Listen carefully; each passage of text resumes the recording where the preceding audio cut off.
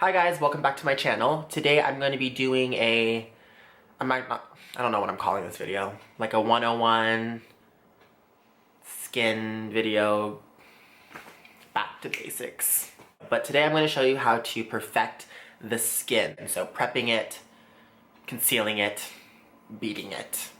So concealer and foundation. I hope you guys learn a thing or two and enjoy this more laid back talk through video. So let's jump into the tutorial.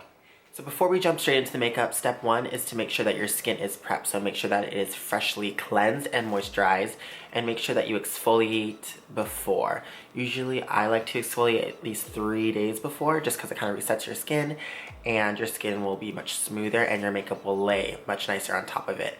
So you're not really gonna get a good base going if you don't have a good base. But seriously, your makeup's only gonna look as good if your skin is doing well. I know when you see pictures and you're like, oh, if I put on the same foundation, my face is gonna look that great. You need to start with your skin first, and then your makeup will look that much better.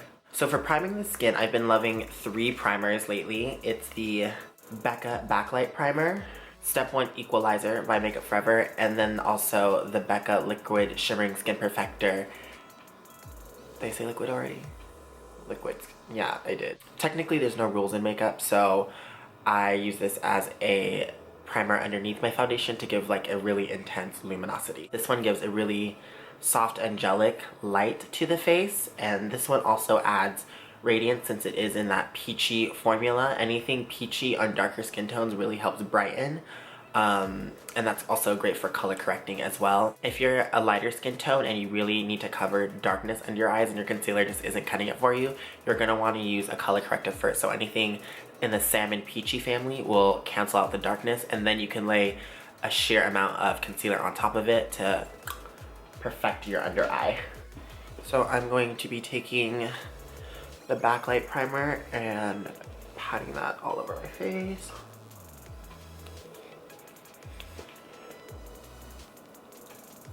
I've come to realize with any primer, if you use too much of it, it will actually do the opposite and not make your foundation last longer. So less is more with primers. Now I'm going to be going in with the Step 1 Equalizer in Radiance by Makeup Forever. And as you can see, it is very focus, fire gun. It's very peachy. Swirl, swirl, swirl. Yeah. I know that looks scary, but this is going to be laying under the foundation, not on top, so you don't have to worry about your skin looking like a pumpkin. And since this, again, is in that orange peachy family, this is going to help hide hyperpigmentation and darkness and really brighten up the face. Also, if you have redness in your skin, you're going to want to take a green primer and counteract that color. On the color wheel, green and red really complement each other, but once you put them on top of each other, they cancel each other out. So that is also a helpful tip if you suffer from intense redness in your skin. Also, if you're oily, you're going to want to find an oil controlling primer or something that's very mattifying. I am not oily, so I can't recommend anything to you without seeing and consulting with you and like seeing your skin. But go to a store and talk to someone or look up reviews and do your research before buying anything, because that will save you money and a lot of time. Now for concealer, there's a lot of back and forth between does it go before your foundation or after. Normally people do it after, but there are no rules. I like to conceal my under eyes first because one, I always know I'm gonna wear concealer under my eyes unless it's like a rare day when I'm like not looking like a zombie. I like to conceal my eyes first and have my foundation lay on top of it, because the only time my concealer is going to be on top of my foundation is if I'm brightening the under eye and I want that concealer to really lift and lighten my under eye area. But if it's a natural everyday look and I want to look like I'm not wearing any makeup, then the concealer goes first because it matches my skin tone. Most people don't know if they're going to want to go lighter or darker. I say go spot on with your skin. And another little tip with concealers, if it's a drier, thicker consistency, then that's meant for your face. It's meant to cover unevenness, texture, redness, and blemishes. It's not meant to withstand the fine lines underneath your eyes, unless for some reason you have no lines under your eyes and you're completely smooth like a baby, then I guess you can put whatever you want underneath your eyes and it won't crease or emphasize those lines. But normally you want to go something a little bit more creamy, and not as drying. And I cannot stress enough how important it is to really take time in perfecting your base or just finding something that really works for you, because when I take the time to perfect my base and I go out, I usually get compliments on my skin, you know what I'm saying? They're not like, oh, what foundation is that? That lays nicely on your skin. I can't speak today, this Starbucks is cracking me out. We'll power through it. Normally they'll ask me like what my skincare routine, it's really skin focused questions, which is nice, it's nice to hear. So I'm all about like fresh, healthy, glowing skin, obviously. I'm dry as fuck. So what I normally use for my under eye concealer is the Nars Radiant Creamy Concealer. It's beautiful, it really is. It's hydrating, but it also sets, so it's not like slipping all over the face. There's not much to say, it's literally the perfect match. And then I found this guy. Just recently I bought the Tart Maracuja Creaseless Concealer, and I thought nothing would replace my Nars, but this one came in for the kill. Both concealers are very skin-like, but this one just has a tiny bit more health and luminosity, and the texture is gorgeous. So for concealing my under eye, I like to place it not totally under my eye, because I will be blending it up there. Down to the corner of my nose, and on the tops of my cheekbone towards the back, towards the temple. Again, right towards the under eye, down the sides of my nose, tops of the cheekbone, towards the temple. So I just bought the Real Techniques, what is this called? Miracle Complexion Sponge, I believe.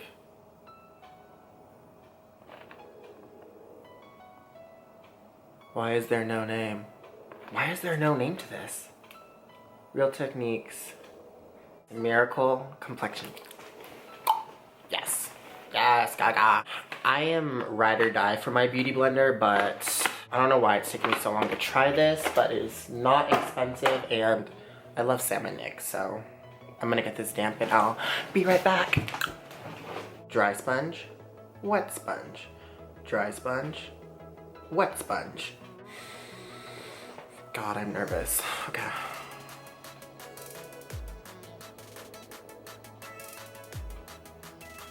Oh, okay. Normally with the beauty blender, you feel like you have to like tilt it at a certain angle and like get it right up in there, but this one just kind of fits right up under that under eye. And since I did put a little bit, a lot under my eye, it is technically a sponge, so it's soaking up any excess product. Wow, but that's really pretty. I like you so far. Make sure you get right around the nose and cover up any redness that you might have. And do not neglect this inner corner. You want to make sure that you're getting the product right up the inner corner and also around the side, because you just don't want to miss any spots and have any choppiness or unevenness in your makeup. So moving on to foundation application, choosing a brush is kind of really sort of like important. It's pretty simple. The denser the brushes are, the more coverage you're gonna get. So this can be a medium to full coverage, and a stippling brush or duo fiber brush is gonna give you a more lighter coverage. I'm gonna be starting by pressing and stippling this into the lower half of my face, and then I will begin to buff it out. This is a radiant light reflecting foundation, so the more you buff it in, the more it's gonna help the spheres to reflect light. Was it spheres? I don't remember if this foundation is the one with spheres in it or spheres. Why is that word so weird to say slowly? Spheres. Normally people tell you to start in the center of the face and blend outwards. I prefer to start wherever you think that you need the most coverage. So if you have, I don't know, acne on your chin and you really want to cover that, I say start around the jawline. Or if you have hyperpigmentation, I say start there and then blend outwards from that spot. Make sure to take whatever is left on the brush and slightly bring it down your neck, because you do not want a line of demarcation. That's when it really looks like you're wearing a mask. Make sure to get around the nose. And I do take the foundation to meet the concealer on top of my cheekbones, and I do not bring the foundation any higher. I do not want foundation under my eyes just because foundation is not meant to conceal the under eye. But then again, and there you have it. On the forehead, stippling motions, and then buffing it in. Make sure you bring the foundation up into your hairline because that's the worst when you can see just the makeup stop. Just why? And why aren't your friends helping you? You know, I want to be your friend. I want to help you not look like a mess. So make sure that you bring the product up to your hairline and blend whatever's left into your hairline.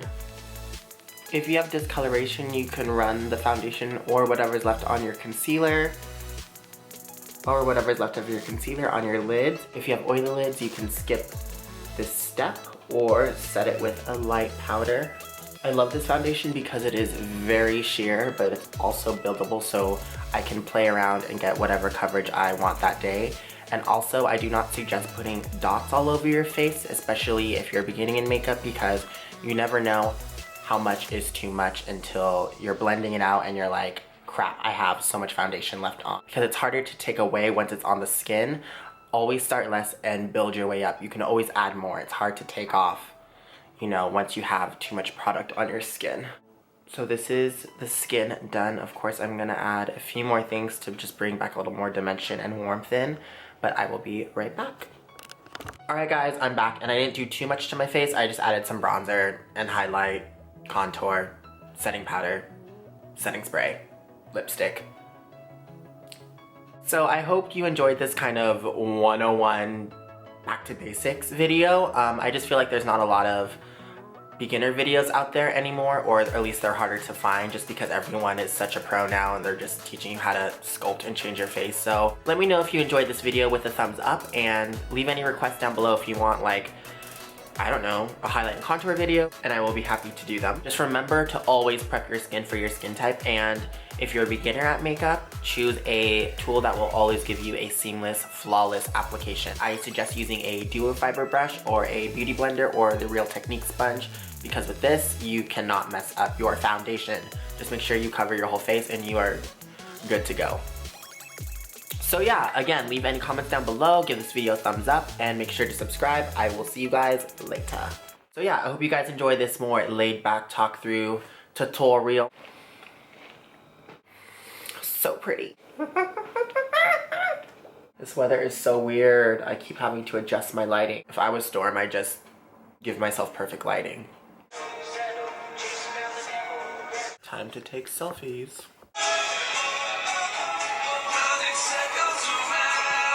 Like, stop. Tutorial. Kitty, kitty, kitty, kitty. What? And when you're looking at the mirror, you're like, it's gonna be a good skin day, and then you flip it, and you're like, never mind.